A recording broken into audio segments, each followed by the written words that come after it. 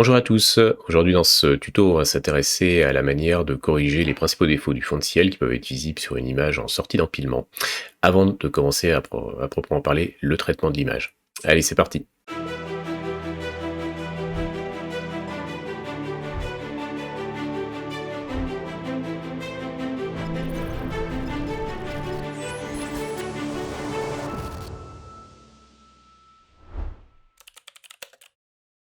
Dans ce tuto on va s'intéresser à la manière de réduire, de faire disparaître si possible ou de réduire certains artefacts qui sont visibles sur l'image dont on ne peut pas se débarrasser au pré-traitement, parce qu'ils font partie vraiment de l'image, c'est pas des choses qu'on peut corriger, ni avec les flats, ni avec quoi que ce soit, donc ça va être des halos, des reflets, des irrégularités dans le fond de ciel le genre de choses qui rendent compliqué le traitement ensuite, et dont c'est beaucoup plus simple de se débarrasser au stade linéaire de l'image qu'une fois l'image avec la montée histogramme réalisée, l'assemblage des couches effectué, etc.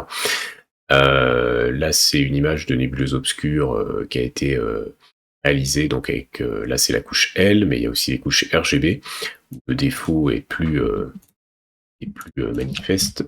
Je peux voilà, on peut le remontrer avec on voit que c'est un défaut qui est visible sur la couche R, sur la couche G. En plus, ça fait un reflet avec plusieurs niveaux d'intensité, un reflet primaire, un reflet secondaire, voilà, et sur la couche B, c'est pareil. Et ces reflets sont pas situés au même niveau sur les trois couches, parce que selon la longueur d'onde de la lumière, eh ben ça les a renvoyés, ça a renvoyé la lumière à différents endroits. Et donc du coup, ils sont pas alignés entre eux, donc il va falloir les retirer image par image. Heureusement, il y a une méthode qui est assez simple pour retirer ce genre de défauts. Ça marche aussi avec ça peut être des défauts vraiment résiduels à l'issue de l'empilement. Alors typiquement des gros halos, des reflets comme ceux qu'on voit là, ça peut être des traînées de satellites. Voilà, vous pouvez corriger un petit peu ce que vous voulez. Alors il y a une limite quand même à ce qu'on va faire, c'est que si vous faites l'opération qu'on va faire maintenant, ça peut rendre plus compliqué derrière certaines opérations comme la déconvolution. La déconvolution, c'est quand même recommandé de ne pas toucher l'image ou d'y toucher le moins possible, à part ce qu'on a déjà montré, le crop et le retrait de gradient. À part ça, il faut mieux faire la déconvolution avant de faire ce genre de manipulation. Là, c'est une image qui, de toute façon, où la déconvolution ne présente aucun intérêt, donc c'est pas très grave, mais je le signale parce que dans l'ordre des tutos, je sais pas où cette vidéo sera placée entre la déconvolution et le reste. C'est quelque chose que vous pouvez vous permettre de faire si vous ne faites pas de déconvolution. Si vous faites de la déconvolution, il faut mieux faire la déconvolution d'abord et faire ça ensuite. Ça reste possible une fois la déconvolution effectuée. Pour faire ça, ce qui est compliqué, c'est que si on était sur une image où l'histogramme avait été monté, on pourrait se dire, bon, on va aller sous Photoshop, et puis on va essayer de réduire avec des masques, en tirant un petit peu les niveaux pour faire disparaître tout ça, machin. Alors, c'est très compliqué, ça donne généralement pas de bons résultats. Il y a toujours la possibilité d'altérer une étoile, d'altérer quelque chose, un bout de nébuleuse ou dans le fond de ciel. Donc, c'est compliqué à faire. C'est plus simple de le faire au stade linéaire. Le seul problème, c'est qu'au stade linéaire, dans PixInsight, on n'a pas tous les outils à disposition de Photoshop. Et l'image est en linéaire, donc c'est un petit peu plus compliqué de travailler dessus. Cela dit, on a deux process un peu magiques qui vont nous permettre de nous tirer de cette situation. Le premier, c'est qu'on va utiliser un process de starless, parce que quitte à faire des modifications, autant ne pas du tout toucher ce qui ne doit pas être touché, et là en l'occurrence les étoiles, faut pas les toucher. Le halo a très peu altéré la luminosité des étoiles en question, ça va rester globalement la même avant et après avant et sans le halo. Donc faut pas toucher aux étoiles, donc on va enlever les étoiles, et une fois qu'on aura enlevé les étoiles, on pourra faire des petites corrections localisées pour éliminer ce reflet. Donc on commence. On va utiliser, il y a plusieurs solutions de Starless qui s'offrent à vous, Starnet, Starnet 2, Star Exterminator, ce qui est payant, mais si vous l'avez, vous pouvez aussi vous en servir. Là pour cet exemple, j'ai utilisé Starnet V2. Donc je vais lui demander de créer le masque d'étoiles, parce que j'aurai besoin de remettre les étoiles derrière une fois que j'aurai fait la manipulation. Et puis je vais lui préciser qu'on travaille sur des données linéaires pour qu'il puisse appréhender correctement l'image. Voilà, on applique ça, et on va raccourcir un petit peu la séquence, parce que ça peut être long, les process de Starnet. Voilà, donc là j'ai mon image Starless qui a été générée avec le masque d'étoiles, donc qui reprend toutes les étoiles sont visibles sur l'image. Celui-là, on va le mettre de côté et on va plus y toucher avant un petit moment. On peut fermer la fenêtre de StarNet. Alors, on voit qu'il y a certaines étoiles où les halos ont mal été gérés, mais ça, c'est pas très grave. Ce qui nous intéresse, c'est vraiment qu'on ait nettoyé l'image pour vraiment mettre en avant, mettre en évidence le défaut à corriger. On voit qu'il y a quelque chose ici aussi, mais ça, c'est plus des étoiles. Je pense que c'est pas faux. On va pas se lancer dans une correction massive de tous les petits défauts de l'image, parce que ouais, là, c'est sans fin. Et puis en plus, vous risquez d'altérer le fond de ciel. L'idée, c'est vraiment de venir corriger à minima la zone de fond de ciel qui est affectée par les défauts. Donc pour faire ça, on va grandir le plus possible l'image et on va venir travailler ici sur les zones qui nous intéressent avec le process Clone Stamp, qui est un petit peu l'équivalent de, pour ceux qui connaissent Photoshop, l'équivalent de l'outil duplication. L'idée, c'est qu'on va venir prendre dans l'image une zone de référence et qu'on va venir lui appliquer les corrections. C'est un petit peu les mêmes choses. On peut lui définir la taille ici de ce sur quoi on va travailler. Et ensuite, avec la touche CTRL, on va sélectionner une zone et venir lui indiquer où est-ce qu'il faut faire la correction. Là, on va montrer... et on va être sur... alors là, si on met à 100... là, on peut modifier la valeur de la force de ce qu'on va appliquer. Softness, c'est est-ce qu'on veut quelque chose qui soit pas du tout doux, donc avec des frontières très marquées, quelque chose de très subtil, très progressif. Quelque chose qui marche bien, c'est de retenir des valeurs généralement un petit peu intermédiaires. Donc la softness 0,5 c'est parfait. L'opacité, si on met à 1, on risque de se retrouver avec des zones de transition très marquées. Donc l'idée c'est aussi de venir rabaisser un petit peu cette valeur-là. On va voir après, faut voir ce que ça donne. Voilà, on voit que là 25 c'est un petit peu petit. Hein. On peut augmenter un petit peu. Être 100 c'est un petit peu gros, mais c'est pas plus mal, parce que si on vient corriger uniquement, on va se retrouver avec uniquement au centre, on va se retrouver avec des bords ensuite à gérer, et ça risque d'être un petit peu plus compliqué. Et comme on a quelque chose de progressif, c'est pas forcément très grave. Le plus simple, c'est toujours de commencer par la zone où le fond de ciel est suffisamment bien marqué et clair.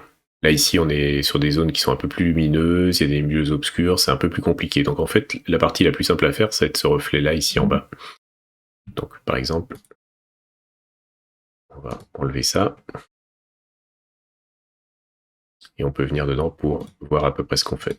Voilà, là, on peut corriger. Rien n'interdit de le faire en plusieurs passes successives, en vérifiant bien, effectivement, que le point de référence qu'on a pour la correction est bon.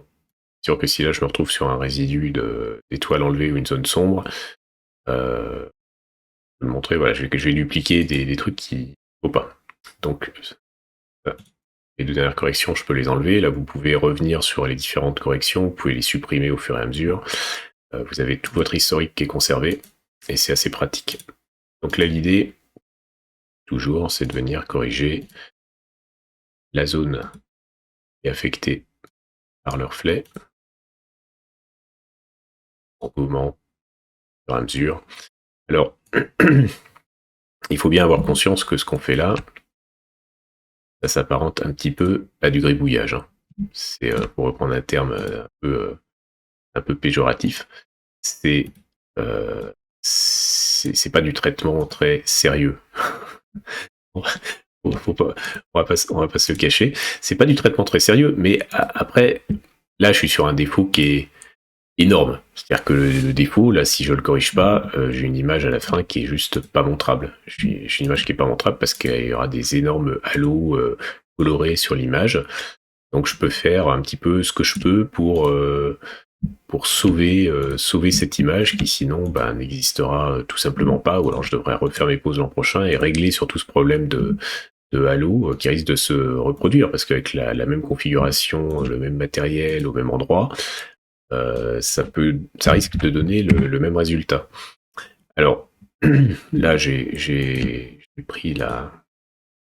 J'augmente un petit peu parce que je veux pas me retrouver avec une correction qui soit où on est surcorrigé.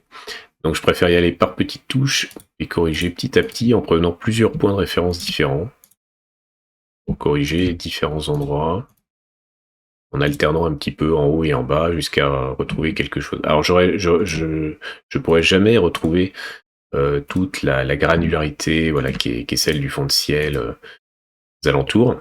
Ça va lisser un petit peu cette zone-là. Mais il faut mieux quelque chose d'un peu lissé et qui soit cohérent que quelque chose qui soit juste, sale et inexploitable. Là, pour corriger celle-là, pareil, je vais faire comme ça. Je vais y aller par petites touches.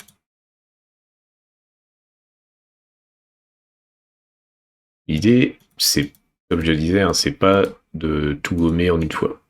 Il faut mieux y aller, il faut mieux repasser, voilà, en changeant un peu les points de référence pour éviter d'avoir des défauts répétitifs.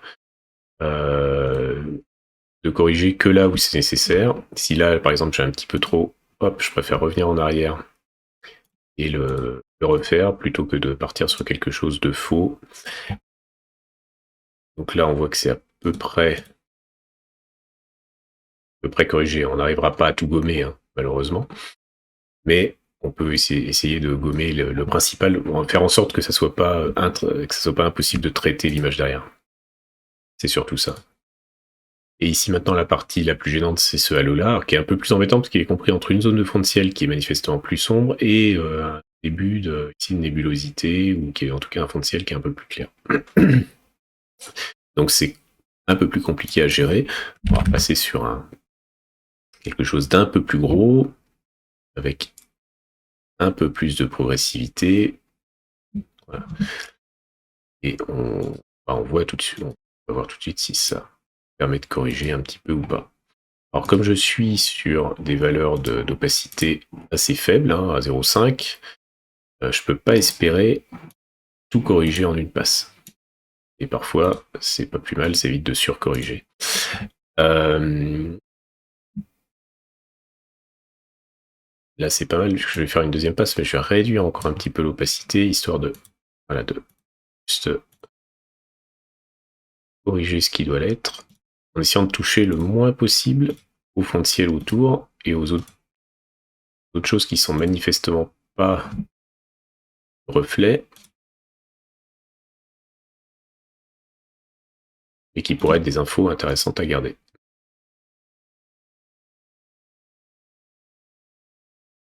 Voilà. Bon, c'est pas parfait, mais c'est un petit peu mieux. On voit qu'on a encore un résidu là sur celui-là. Seulement, on va mettre une petite couche pour lisser un petit peu, voilà, cette partie-là. Et là, on se retrouve avec des petites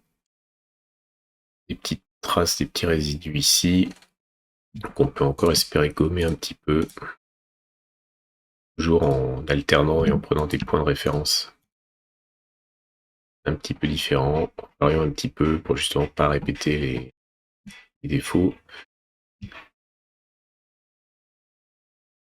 Cette zone-là, elle est encore trop lumineuse. Alors après, justement pas, ça c'est un petit peu la limite, hein, c'est d'essayer de pas altérer ce qui n'est pas manifestement du reflet. Là, j'ai pris un résidu d'étoile avec. Et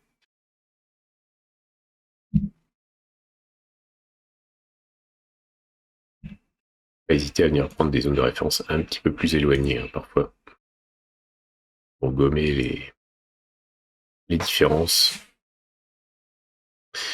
Voilà. Bon, là j'ai quelque chose, peut-être que je peux améliorer un peu ici, parce que manifestement il y avait une zone vert qui n'a pas été bien prise en compte. Voilà. Et là j'ai une image qui est à peu près corrigée, en tout cas suffisamment pour qu'elle soit traitable, donc je valide avec mon execute. On peut voir, juste comparer, pour avoir une idée un petit peu plus précise ce que la correction a apporté. Donc ça, c'est mon image corrigée. Et je vais revenir juste avant sur l'image initiale. Bon, bah, la différence hein, est claire. Alors, on n'a pas tout gommé. Le but, c'est de pas rajouter de détails, de pas enlever des détails. On a été un petit peu, peut-être un peu gourmand là dans la zone qui est ici, parce qu'on a assombri un peu plus en se disant que c'était, que ça devrait être comme ça s'il n'y avait pas le reflet. Bon, voilà, c'est pour montrer qu'on peut corriger certaines zones comme ça. En vrai, c'est peut-être un peu exagéré. Il n'y a pas de, c'est peut-être un petit peu trop visible là ce qu'on a fait. Mais en revanche, sur le reste du halo, c'est pas si mal. Donc je garde mon image initiale. Ici, je garde mon image là. Et je vais venir rajouter maintenant mes étoiles. Il n'y a pas eu de modification. Donc j'ai utilisé Pixelmat. Il n'y a pas eu de modification. On n'a rien fait sur les étoiles. Donc on peut se permettre de les réintroduire telles quelles. Donc là, ici, je peux prendre mon image de départ. Et je vais lui ajouter en Star Mask, juste pour... alors à noter que sur celle-là, j'ai pas besoin, il suffit que je fasse... voilà, je fais retour arrière et je récupère mon image de base où j'avais pas retiré les étoiles, puisque là je l'ai dupliqué. Donc je vais juste prendre la deuxième corrigée, donc la clone, plus Star Mask. Je vais fermer ça et ça. Avec l'image corrigée, on voit que le reflet est beaucoup moins visible. Si je reprends la même zone. Voilà. Donc, il y a peut-être eu un petit lissage dans le fond de ciel. À ces endroits-là, on n'a pas touché aux étoiles, donc ça se voit pas trop. On voit que la correction là ici, qu'on avait estimé que c'était peut-être un petit peu violent ce qu'on avait fait. Au final, c'est pas si mal. Ça semble assez naturel en tout cas. Voilà, il y a toujours le risque de pas altérer ce qui est fond de ciel et informations. Alors là, c'était un exemple un peu compliqué. Il y a des exemples où c'est plus simple. Il y a des exemples où on a un fond de ciel complètement uniforme et une traînée de satellite. Voilà, traînée de satellite, là, pour la corriger, facile. Hein. On fait la même chose avec CloneStump. Voilà, suffisamment d'opacité pour que ça couvre bien, mais en variant un petit peu les zones pour que ça soit le raccord se fasse bien. Et là, ça fait une correction qui est totalement invisible. Là, on a pris quelque chose qui était un petit peu violent. Et cette image-là, bien, on peut essayer, on va voir, on va la délinéariser très rapidement, mais il n'y a pas de raison qu'une fois la montée d'histogramme réalisée, ça soit plus visible que ça, quoi. Donc, si c'est une correction qui se fait, voilà, la correction, à la limite, si on ne sait pas que c'était présent au départ, on ne le voit pas forcément. Voilà. Alors que là, c'est manifeste. Hein. Si je délinéarise celle-là, voilà, avec les mêmes paramètres, juste pour l'exemple. Voilà. Ça ressort clairement sur l'image délinéarisée et ça va être un vrai cauchemar à traiter. Cette image-là, bah, elle est plutôt propre et on va pouvoir la traiter à peu près correctement. Voilà, donc on sait que sur ce type, si c'est juste une correction de satellite, ça change rien, on peut la traiter normalement. Si c'est là des reflets, des fonds de ciel qui sont un petit peu, on sait que c'est pas des images de toute façon, on va pouvoir les tirer. Si c'était une galaxie avec des faibles extensions et qu'on devait corriger ce genre de halo sur les faibles extensions, on sait que derrière on va pas pouvoir forcément les mettre en valeur comme on voudrait parce que on a retouché le fond de ciel, donc on va pas tirer sur quelque chose qu'on a soi-même corrigé. Là, on n'a pas besoin de trop monter le fond de ciel parce que justement on va chercher un contraste sur cette image avec entre la nébuleuse et le champ d'étoiles qui est déjà assez riche. On peut se permettre de faire la montée d'histogramme totalement normalement et de gérer derrière avec ça.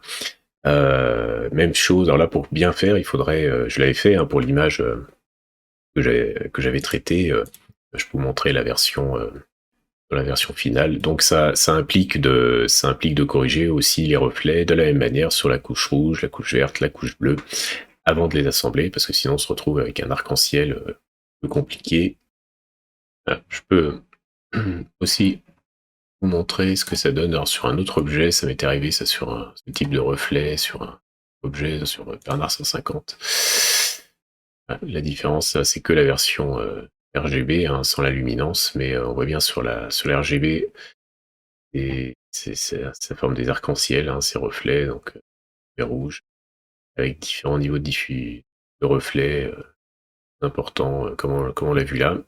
Et une fois corrigé, bon bah c'est invisible. Alors encore une fois, hein, même remarque, on sait que du coup ça va limiter un petit peu ce qu'on peut faire sur l'image pour tirer un petit peu à droite à gauche, mais ça reste voilà, ça reste très visible. Quand on le passe l'image là, voilà, ça a quasiment disparu. On devine un petit peu là, voilà, qu'il y a un petit résidu de correction. Mais bon, c'est rien à voir avec ce qu'on devrait avoir normalement. Voilà, c'était donc une petite astuce rapide pour corriger le fond de ciel. Un exemple un peu extrême, mais si vous avez des traînées de satellites à corriger, ça marche parfaitement. Voilà, donc là, juste pour vous montrer, pour pas vous laisser juste sur l'exemple précédent en vous disant que c'est très simple pour les traînées de satellites, je vais quand même vous montrer comment on fait pour les traînées de satellites. Alors ça va être beaucoup plus simple, hein, et rapide que pour l'image précédente. Et puis je vais accélérer quand je fais les corrections pour pas répéter deux fois la même chose que j'ai dit. Donc toujours avec Clone Stamp. J'ai pris volontairement, là c'est une image de la galaxie M63 qui est juste en sortie d'empilement, sur laquelle j'ai fait un retrait de gradient, un crop, et c'est visualisé en STF, donc l'image est toujours en mode linéaire. On voit qu'il y a énormément de traînées de satellites, hein, il y en a 5, 6, 7, 8, peut-être un peu plus. Si vous avez une image en sortie d'empilement avec autant de traînées de satellites, la meilleure méthode, ça reste encore d'aller refaire l'empilement en réajustant la valeur du sigma clipping high et en la baissant un petit peu. Là, c'était probablement une valeur de sigma clipping standard dans mon process de pré-traitement qui devait être à 6, et c'était sans doute un petit peu élevé. Avec une valeur de 4, voire 3, on obtiendrait sûrement un rejet de ces traînées de satellites plus important et plus efficace. Cela étant, pour certaines images, même avec des bons paramètres, vous pouvez avoir un petit résidu qui traîne, pas une grosse traînée, mais un petit résidu, là, comme on voit là, à supprimer. Ou alors vous pouvez, sur une image particulière, par exemple celle-ci est peut-être un bon exemple, c'est qu'il y a des extensions assez ténues qui ont des valeurs un petit peu proches de celles du fond de ciel, vous pouvez avoir envie de pas trop abaisser le sigma clipping pour la valeur high. Donc à ce moment-là, effectivement, on accepte l'idée d'avoir peut-être quelques résidus de traînées de satellites, mais pour autant, on va essayer de les corriger par la suite. Donc là, toujours avec Clone Stump, je le remets à 0 pour pouvoir bien sélectionner l'image. Pour la correction des traînées de satellites, c'est beaucoup plus simple que pour les reflets, parce que, et en particulier sur des images comme ça, vous avez un fond de ciel qui est relativement homogène. Alors, il n'est pas totalement homogène, même après le retrait de gradient, on voit qu'il y a des zones un peu plus sombres, un peu plus claires, mais globalement, il est homogène, on va dire, si je zoome dans l'image, voilà, entre ici, ici, ici, et ici, c'est à peu près les mêmes valeurs. Donc je vais pas avoir de problème pour corriger ces traînées ici. Je vais venir prendre une taille, voilà, toujours un petit peu plus large que ce qu'on cherche à corriger, puisque après en softness on peut ajuster, on va mettre à 0,5, c'est suffisant. Et contrairement à tout à l'heure où on travaillait en opacité, sur une opacité un peu plus faible, là on va se permettre de monter un petit peu parce que le fond de ciel à côté est relativement propre et on va pouvoir se permettre de faire des corrections sur des points très proches. Et donc, on peut se dire que fondamentalement, on va pas venir modifier énormément et que ça va pas altérer énormément les zones qu'on vient de corriger. D'ailleurs là, on a fait la correction, on voit tout de suite que c'est beaucoup plus propre et que c'est invisible par rapport à ce qu'il y a à côté. Alors pour les traînées de satellites, la recommandation c'est de venir sélectionner des zones qui soient le plus proche possible des traînées, pour justement éviter d'aller, si vous prenez trop loin dans le fond de ciel, d'être sur des zones qui sont un petit peu plus claires ou un petit peu plus sombres. Et puis ça permet d'aller rapidement aussi en suivant vraiment les patterns, hein, des traînées. Toujours veiller à effectivement à avoir une zone de sélection qui sort pas de l'image quand vous travaillez sur les bords. Donc là, je vais continuer à faire les corrections, mais je vais accélérer la vidéo pour que c'est un petit peu là, c'est juste un petit peu long à faire, mais c'est pas compliqué.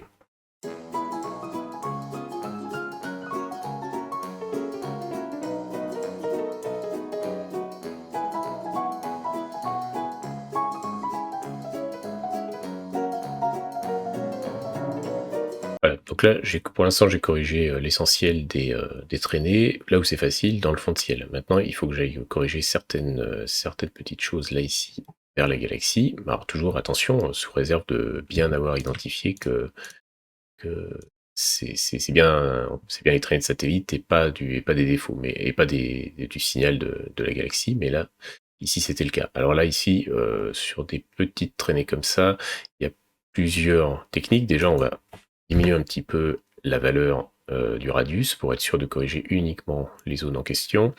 On va baisser un petit peu l'opacité, que ça soit vraiment indécelable. On va venir sélectionner les zones toujours les plus proches de là où il faut corriger, en n'hésitant pas à faire une petite deuxième passe pour sous-corriger si ça nous arrivait de surcorriger. Et puis une petite astuce un peu à garder en tête, c'est que ce qui donne l'impression, ce qui rend vraiment visible ces traînées de satellites, c'est l'aspect rectiligne. Parfois, on n'a pas besoin de tout enlever, de tout gommer pour casser cette impression. Il suffit de venir corriger par toutes petites touches certaines zones de manière à casser l'aspect linéaire. Là, ici, si on fait une là et une là, on va corriger toute la traînée, mais le fait d'avoir cassé l'aspect rectiligne, ça vient vraiment ôter toute l'impression visuelle qu'on pouvait avoir quant à la présence de la traînée de satellite. Alors là, ici, elle est encore un petit peu visible. Je peux remonter un petit peu l'opacité. Voilà. Monter un petit peu le radius.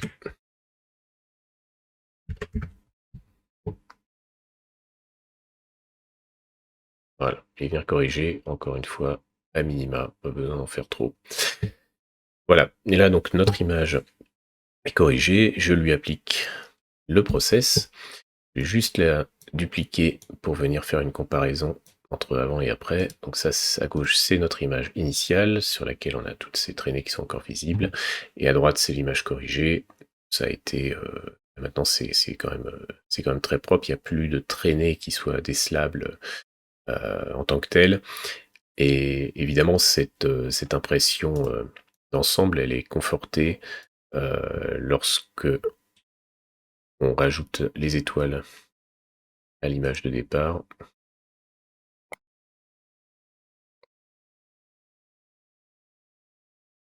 Voilà. Donc là, les quelques traînées hein, qu'on pouvait voir, on voit que ça a disparu et que l'image est bien propre. Donc c'est quand même plus sympa de commencer avec une image où on va pas avoir à se prendre la tête avec certaines traînées de satellite ou à se demander comment on les enlève ensuite au stade, une fois qu'on aura monté l'histogramme, au stade non linéaire.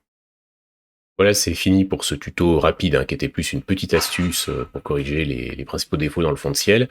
J'espère que ça vous a intéressé, que vous avez peut-être appris des choses intéressantes que vous pourrez mettre en œuvre vous-même dans vos propres images. N'hésitez pas à m'écrire en commentaire si vous avez des questions, des remarques, si vous êtes d'accord, pas d'accord avec la manière de faire, s'il y a quelque chose qui vous semble plus simple. Voilà, j'essaierai de répondre au maximum de commentaires.